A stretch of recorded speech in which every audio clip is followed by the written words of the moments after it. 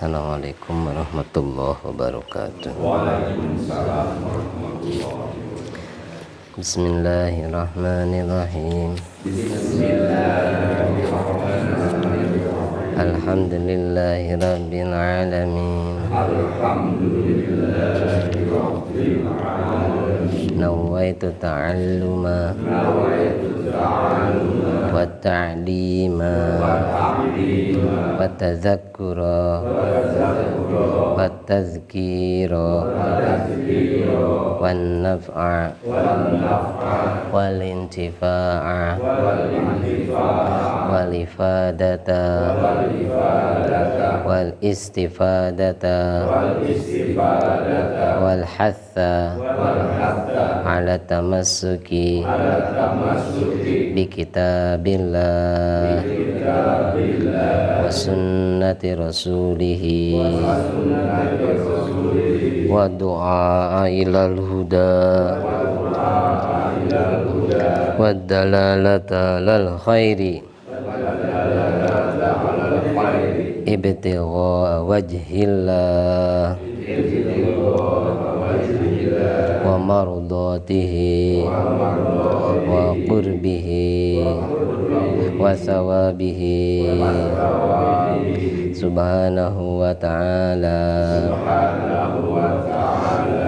Asyhadu an la ilaha illallah nastaghfirullah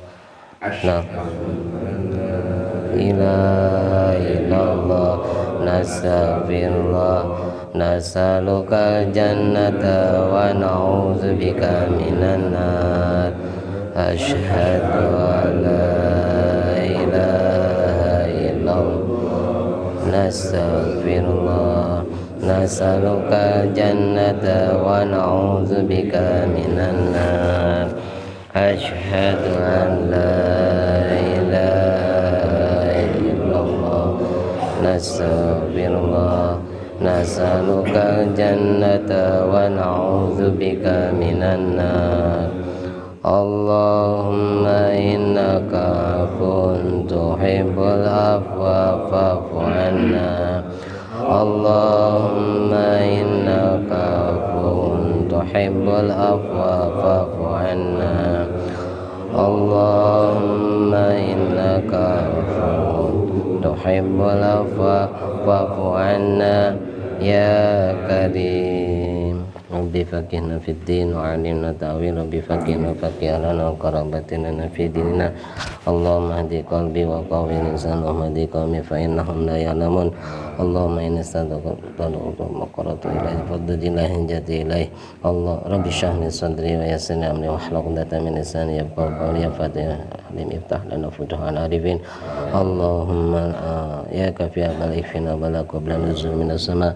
Ya Allah ya Allah ya Allah. Allahumma inna a'udzubika min ilmin la yanfa wa qalbin la yasha wa amalin la yurfa wa du'ain la yusma birahmatika ya arhamar rahimin. Alhamdulillahirabbil alamin. Bismillahirrahmanirrahim.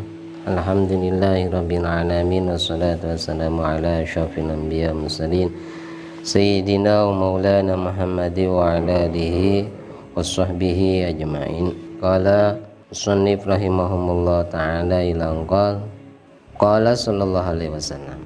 Al-musannif al-Imam Ghazali menyampaikan sabda Rasulullah sallallahu alaihi wasallam bahwa Rasulullah bersabda, yaqulullah tabaraka wa ta'ala. Beliau Rasulullah menyampaikan sabdanya Allah Ta'ala. Allah Ta'ala bersabda, tapi ini tidak tercantum di dalam Al-Quran, berarti termasuk hadis qudsi. Ma taqarraba ilayya, ma taqarraba tidaklah mendekat ilayya kepada diriku, al-mutaqarribun orang-orang yang berusaha mendekatkan diri kepada Allah itu tidak akan bisa mendekat kepada Allah. Mendekat di sini artinya mendekat bukan dari segi fisik, artinya mendekat pada keridhoannya Allah Ta'ala. Karena Allah Ta'ala tidak seperti musyabihat yang mengatakan Allah punya fisik. Nah, kalau orang musyabihat, orang-orang yang menyerupakan Allah dengan makhluknya, mengatakan Allah itu berfisik, itu punya fisik. Kalau ahli sunnah tidak.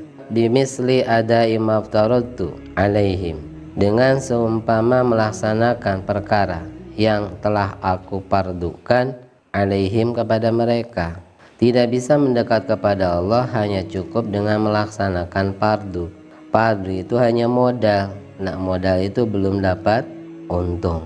Meskipun ya kemarin dikatakan berarti modal aja sudah ada, itu udah bagian dari selamat. Tapi selamat itu belum dapat apa-apa. Selamat itu belum menghasilkan apa-apa. Imbas lah gitu. Ya selamat aja udah untung sih sebenarnya. Selamat dari neraka itu sudah untung. Tapi nanti besok-besok mun orang teh sholatnya ditambahan gitu. Nanti ada istilahnya derajat seseorang itu lebih tinggi gara-gara selisih sunnah. Sunnahnya dia lebih banyak, kalau kita lebih dikit. Nanti ada penyesalan seperti itu. Tapi ya kalau melihat ke bawah, ya untung kita selamat. Versi kita lah untungnya orang Indonesia. Hancur motor masih untung karena orangnya masih hidup gitulah. Ya alhamdulillah najah. Terus wala yazalu, lan tidak akan tinti al abdu seorang hamba yataqarrabu itu mendekat ilayya kepadaku bin nawafili dengan amal-amal sunnah hatta uhibbahu, sehingga aku mencintainya. Mencintai di sini bukan mencintai sebagaimana manusia mencintai yang lainnya, karena modal cinta secara hukum asal itu bermodalkan adanya hati. Cinta itu kan dari dalam hati. Nah kalau Allah, cintanya Allah kepada hambanya itu bukan karena ada hati, bukan karena bermodalkan hati. Allah punya hati, enggak. Nanti sama dengan makhluk. Artinya cinta di sini sebagian ulama mengatakan ridho. Allah ridho kepada hambanya. Allah merahmati kepada hambanya. Ketika seseorang melakukan, selalu mendekatkan diri kepada Allah dengan melakukan sunnah-sunnah sampai ditulis misalnya. Saya Habib Sa'ad menulisnya di dalam penjara, menulis karangan kitab yang isinya diantaranya sunnah-sunnah. Di dalam penjara bisa ngarang puluhan kitab. Ulama dulu kan biasa di penjara nggak takut, tapi di penjara ngarang kitab. Dan pedihnya ulama-ulama dulu, bukan ulama dulu banget ya sekarang-sekarang ini. Kayak Habib Salim yang baru wafat itu kan parah juga. Diseret-seret sama mobil jeep gitu ya. Di jalanan diseret. Itu pedihnya ulama-ulama mempertahankan keyakinan orang-orang komunis tapi waktu itu. Yaman padahal. Nah bisa di penjara ngarang-ngarang kitab. Nah termasuk diantaranya sunnah-sunnah harian itu banget banyaknya. Nah ketika seseorang tidak henti-henti selalu mendekatkan diri kepada Allah Ta'ala, maka akan menghasilkan mahabbah dari Allah Ta'ala, dicintai Allah Ta'ala. Belum tentu kan kita menepuk-tepuk tangan kita, tangan yang satunya menepuk lagi, tepuk sebelah tangan gitu ya. Belum tentu kita mencintai dia, dia cinta pada kita. Sehingga membahasakannya antara cinta kita kepada Nabi lebih penting cintanya Nabi kepada kita. Apalah artinya kalau kita cinta tidak dicintai gitu ya. Ternyata tapi Allah Ta'ala insya Allah lebih sayang kepada kita. Ketika kita melakukan sunnah yang sebenarnya sunnah itu berkaitan dengan amaliyahnya Nabi awalnya gitu ya, atau afaliyah, amaliyah atau akwalnya atau ikrarnya beliau. Lah ini menghasilkan dicintai orang yang mencintai Nabi. Kita pun akan dicintai oleh Allah Ta'ala. Kalau sudah saja Allah Ta'ala mencintai kita, adakah perbedaannya? Ketika kita dicintai orang tua kita, ada nggak perbedaan ketika kita sering dimarahin orang tua atau tidak dicintai? Tentunya kan ada ya, pasti ada. Yang dicintai sama yang tidak dicintai kan mestinya ada perbedaannya. Nah perbedaannya apa? Fa idza ahbabtuhu, maka ketika aku mencintai seorang hamba yang tadi yang melakukan sunnah, kuntu sam'ahu, maka aku menjadi pendengarannya, alladzi yasma'u bihi, yang dia gunakan sebagai alat pendengaran. Allah menjadi alat pendengaran dia. Bahasa dohirnya hadis ini perlu dibuka lagi. Yang hamba tersebut menggunakannya untuk mendengarkan. Alat yang digunakan oleh seorang hamba untuk mendengar. Wa basaruhu, dan jadi pandangannya, alladzi yabsiru biha, yang dia gunakan untuk melihat. Wa lisanahu, dan lisannya, dan Allah menjadi lisannya, alladzi yantiku, yang hamba tersebut gunakan untuk mengucapkannya. Wa yadahu, dan tangannya, alladzi yabtishu biha, yang hamba tersebut menggunakannya untuk memukul. Wa rijlahu alladzi yamshi biha, dan Allah menjadi kakinya. Ini hadisnya harus termasuk hadis yang bagian dari musyabihat ya. menyerupakan Allah bisa jadi dengan makhluknya, harus dibuka. Alladzi yamshi biha, yang digunakan untuk berjalan. Ketika seseorang melakukan sunnah, maka dia akan masuk pada derajat dicintai Allah Ta'ala. Kalau orang sudah masuk dalam derajat dicintai Allah Ta'ala, maka akan menghasilkan sesuatu yang istimewa. Istimewanya gimana? Orang yang melakukan sunnah tersebut, pendengarannya, kalau bahasa hadis, Allah akan menjadi pendengarannya. Tapi di ulama-ulama beda pendapat dalam hal ini. Ada yang mengatakan Allah menjadi pendengarannya, artinya apa?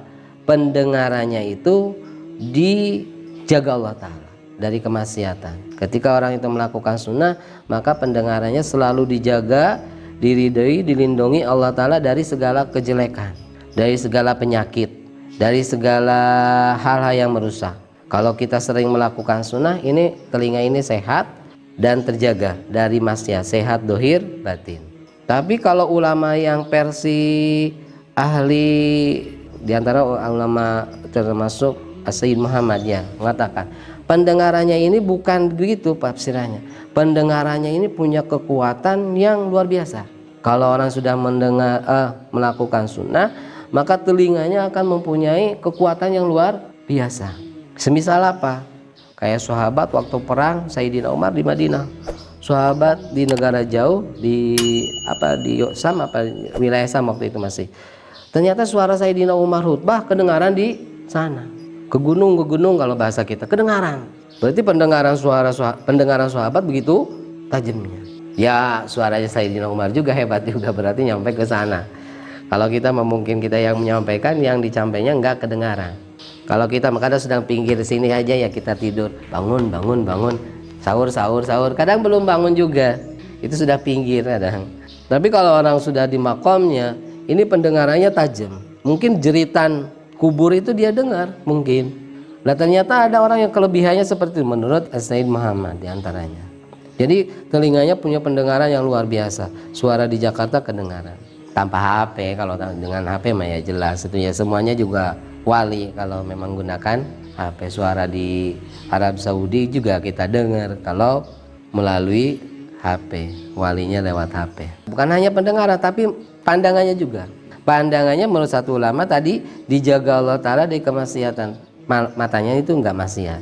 Ini kalau orang sering melakukan sunnah, versi ulama yang satu. Matanya enggak kena penyakit, enggak punya kayak gini aja. Sunnah di dalam sholat qobliyah subuh membaca 2 surat Alam Nashrah sama Alam Taro. Rakaat 1 Alam Nashrah, rakaat kedua Alam Taro kaifa bi aswab. Katanya kalau sudah baca 2 sunnah ini terhindar dari alam. Alam itu apa lagi? 3 alam. Jadi 2 alam, Alam Nashrah, Alam Taro, terhindar dari alam yang ketiga. Alam yang ketiga itu penyakit. Ya penyakit apa saja? Ya wabah-wabah di sini termasuk bagian dari dafil bala. Lah, berarti kan sudah dijaga ya. Dari melakukan sunnah itu sudah dijaga dia dari penyakit itu. Allah Ta'ala jaga. Berarti Allah Ta'ala jaga dia dari alam, dari penyakit itu. Kita gunakan nanti bagian dari dafil bala, nolak bala. Tapi pakai terus gitu ya.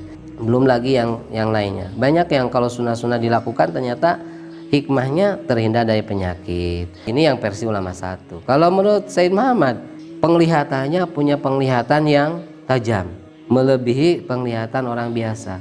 Mungkin kayak tadi pendengaran. Kalau mungkin ada orang-orang yang ahli ilmu umum lah, biologi atau apa, saya kurang paham. Mungkin kan pendengaran itu ada ukurannya ya, berapa getaran itu yang bisa didengar itu. Kalau lagi di SD mah apa berapa lupa saya, 20 Hz atau apa gitu, sampai 20.000 Hz atau gimana gitu, lupa saya. Artinya pendengaran itu ada yang bisa didengar, ada yang nggak bisa didengar. Kelebihan kegedean suara nggak bisa didengar, tapi kekecilan getaran nggak bisa didengar getarannya. Lah pandangan pun sama, ada ukurannya yang bisa kita lihat.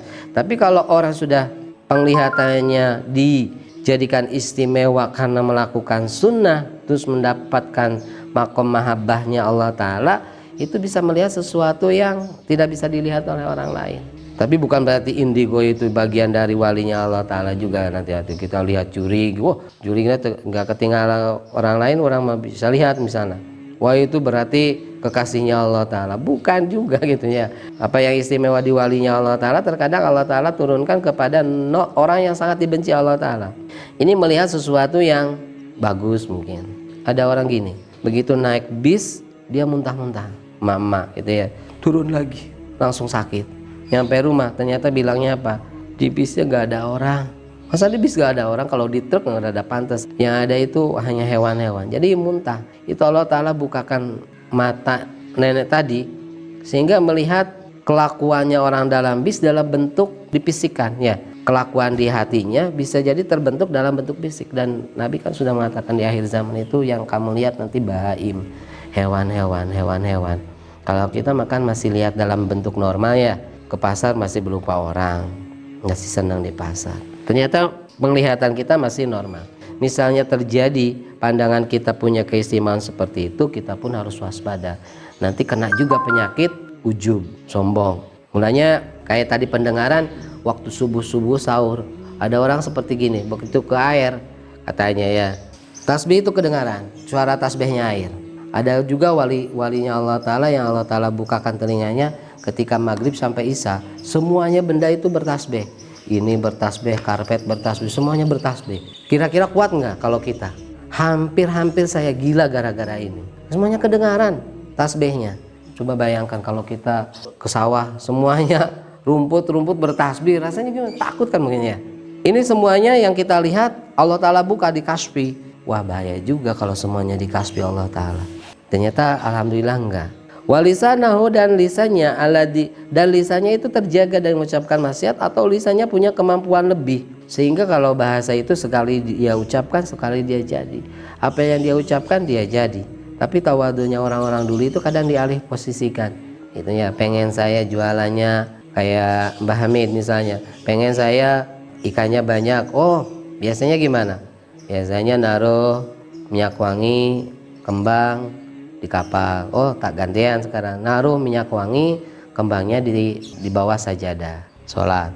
Ternyata malah lebih melimpah hasilnya. Sehingga orang-orang datang berterima kasih, langsung ngomongnya, lah itu mah kebetulan. Jadi bahasanya orang-orang dulu itu ketika lisannya begitu tajamnya menembus asrarnya Allah Ta'ala. Ketika orang itu mencapai ke derajat ini, itu asrarnya, rahasia-rahasia Allah Ta'ala itu ketembus. Dia mendahului, kalau bahasa hikamnya termasuk sawabikul asrar, termasuk ucapan-ucapan, penglihatan-penglihatan yang mendahului asrarnya Allah Ta'ala, yang mendahului rahasia-rahasia. Sehingga banyak yang dia ucapkan jadi, yang dia lihat terjadi, yang dia dengar terjadi. Wa yadahu ladhi yabtishu biha, dan tangannya terjaga dari maksiat atau tangannya punya kekuatan yang lebih. Sudah melakukan sunnah punya kekuatan lebih. Ya kekuatannya kayak Nabi Musa saja sudah begitu.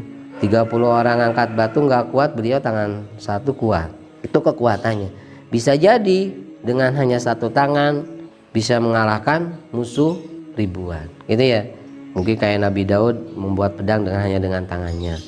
Itu kalau orang sudah melakukan sunnah bisa terhadir demikian. Tapi jangan harap itu ya kalau kita melakukan sunnah. Ya Allah, mugi-mugi dengan melakukan sunnah ini saya mempunyai kekuatan tangan sehingga saya bisa melenturkan besi. Ternyata bisa. Yang diminta itu jangan itunya. Pokoknya kita melakukan sunnah, dapat apa gak peduli, yang penting kita telah melakukan sunnah. Hikmah dari sunnah itu nggak apa, saya nggak peduli. Yang penting saya telah mengikuti Nabi, mengamalkan sunnah. Prinsipnya seperti itu. Warijlahu, jangan dilihat hasilnya, yang penting sunnahnya dulu. Warijlahu, dan menjadi kekuatan kakinya tadi, sebagaimana tadi kakinya terjaga atau mempunyai kaki yang mempunyai kekuatan yang luar biasa.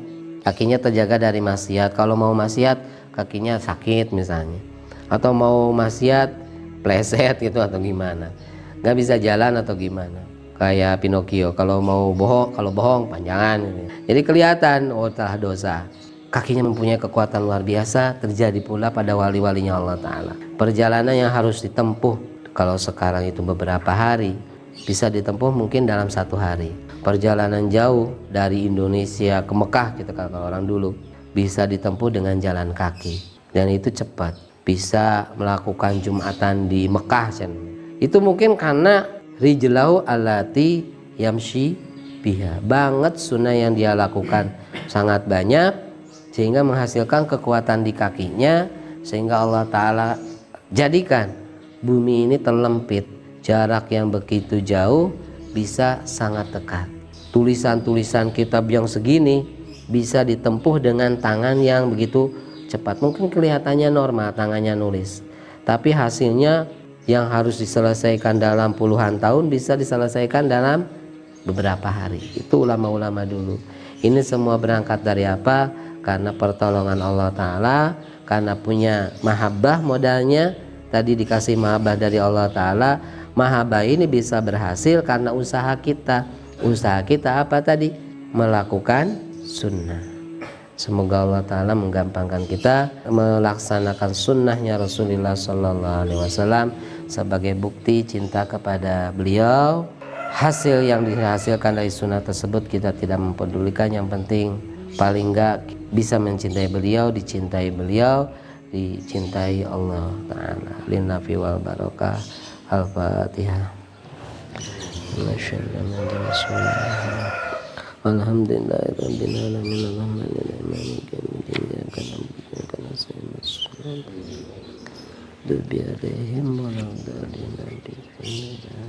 Allahumma sholli ala sayyidina Muhammadin tibbil qulubi wa dawaiha wa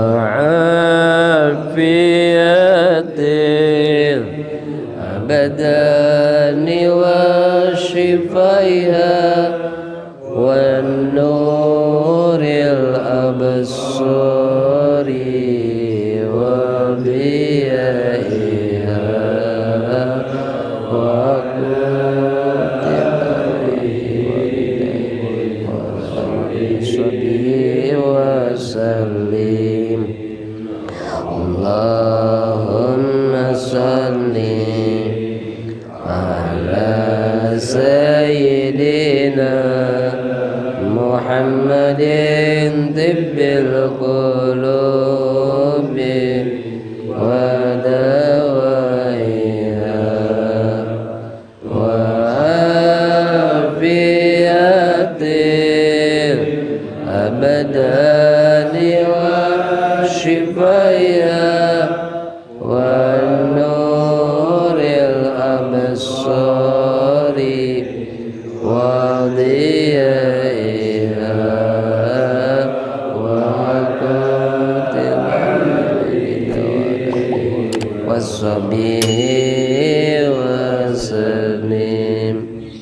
Allahumma salli ala sayyidina Muhammadin tibbil qulubi wa dawaiha wa afiyatil amadani wa shifaiha wa nuril absari wa diyaiha wa qutibaihi wa sallim. Subhanakallahumma bihamdika asyhadu an la ilaha illa anta astaghfiruka wa atubu ilaik. Wa lakum minkum. Assalamualaikum warahmatullahi wabarakatuh. Waalaikumsalam.